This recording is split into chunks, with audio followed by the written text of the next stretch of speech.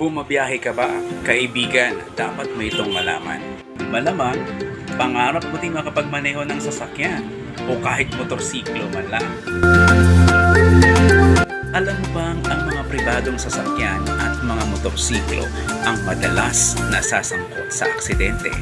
Batay ito sa datos noong 2023 ayon di umano sa website na www.estatista.com. Sa kabuong bilang ng mga vehicle type accident noong 2023 sa Metro Manila, 54% dito ay mga sasakyang pribado.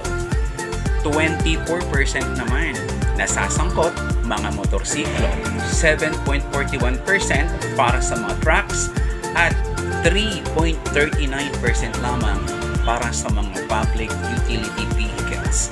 Kung pagbabasihan ang datos, sobrang baba lang ng porsyento ng mga public utility vehicles na nai-involve sa road accidents.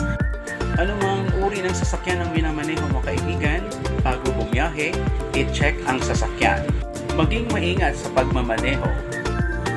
Dapat mapagbigay at habaan ang pasensya para iwas disgrasya. Keep safe!